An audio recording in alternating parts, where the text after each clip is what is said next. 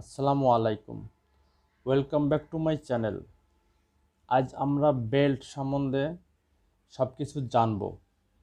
Belt কত প্রকার, কোন বেল্ট কোথায় ব্যবহার করা হয়, ভি বেল্টের ক্ষেত্রে এ সিরিজ বেল্টের মাপ কত, বি সিরিজ বেল্টের মাপ কত এবং টাইমিং বেল্টের ক্ষেত্রে 8M 5M কি। আমরা আজ বেল্ট সম্বন্ধে এ টু জেড জেনে নেব।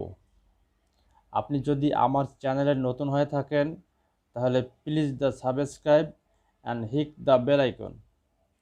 এখন চলুন কথা না বাড়িয়ে শুরু করা যাক। বেল্ট ড্রাইভ কাকে বলে, বেল্ট কত প্রকার ও কি কি, কোন বেল্ট কোথায় ব্যবহার করা হয়। এখন চলুন, বেল্ট ড্রাইভ কাকে বলে। বেল্ট ড্রাইভ হলো এক ধরনের ঘর্ষণমূলক ড্রাইভ, যা এক শ্যাফট থেকে অন্য শ্যাফটে শক্তি প্রেরণের জন্য যে ডিভাইস ব্যবহার করা হয়, অর্থাৎ দুটি পুলি যার উপর দিয়ে যান্ত্রিক শক্তি প্রয়োগ করে চালিত শক্তিতে রূপান্তরিত করা হয়, তাহাকে বেল্ট ড্রাইভ বলে। বেল্ট ড্রাইভ কত প্রকার ও কী কী? প্রথমত, বেল্ট 4 প্রকার: flat belt, V belt, round belt and timing belt. Flat belt, এই বেল্টটি কম শক্তি প্রয়োগে ব্যবহৃত হয় এবং শ্যাফটের দূরত্ব 5 থেকে 10 মিটার পর্যন্ত হয়ে থাকে। ভি বেল্ট, যেখানে উচ্চ গতিসম্পন্ন এবং পাওয়ার ট্রান্সমিশন ক্ষমতা অনেক বেশি, সেখানে ভি বেল্ট ব্যবহার করা হয়।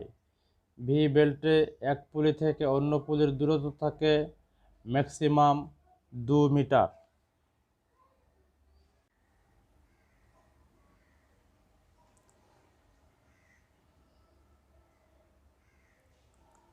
ভি বেল্টকে আমরা আরও 6 ভাগে ভাগ করতে পারি,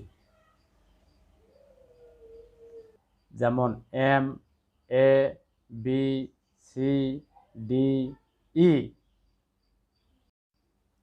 এম বেল্ট, এম বেল্টের চওড়া 10.0 mm, height 5.5 mm, degree 40 degree.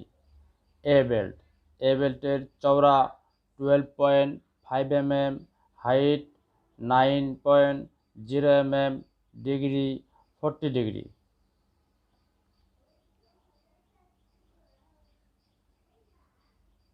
এরপর আসুন বি এবং সি বেল্ট। বি বেল্টের চওড়া 16.5 mm, height 11.0 mm। C belt, C বেল্টের চওড়া 22.0 mm, height 14.0 mm, degree 40 degree. এরপর আসুন ডি এবং ই বেল্ট। ডি বেল্টের চওড়া 31.5 mm, height 19.0 mm, degree 40 degree. E belt, E বেল্টের চওড়া 38.0 mm, height 25.0 mm, degree 40 degree. এরপর আসুন রাউন্ড বেল্ট। রাউন্ড বেল্ট, যেখানে উচ্চ কম্পন ও উচ্চ শব্দযুক্ত এবং পাওয়ার ট্রান্সমিশন ক্ষমতা অনেক কম, সেখানে রাউন্ড বেল্ট ব্যবহার করা হয়। রাউন্ড বেল্টে এক পুলি থেকে অন্য পুলির দূরত্ব ম্যাক্সিমাম 5 মিটার হয়ে থাকে। কিভাবে রাউন্ড বেল্ট, ফাঁপা রাউন্ড বেল্ট জয়েন করতে হয় আমরা সেটা দেখে নিচ্ছি। হয়ে গেল রাউন্ড বেল্ট জয়েন করানো। রাউন্ড বেল্ট, ফাঁপা রাউন্ড বেল্ট জয়েন্ট হয়ে গেল। এরপরে দেখব সলিড রাউন্ড বেল্ট কিভাবে জয়েন করতে হয়।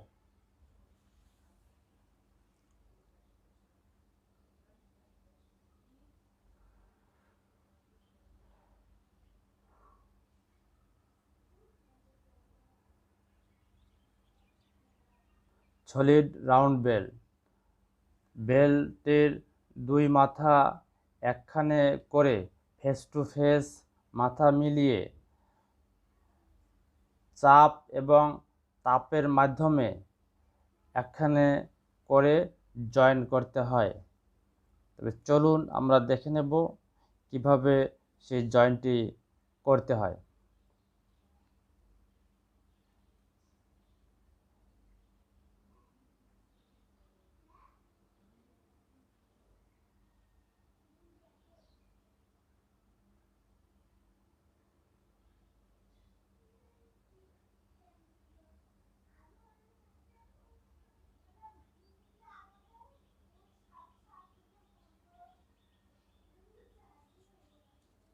জয়েন্ট হয়ে গেল। এখন দুই জয়েন্টের মাঝখানে যে বাবরি আছে, বাবরিটাকে ছোটানো হচ্ছে।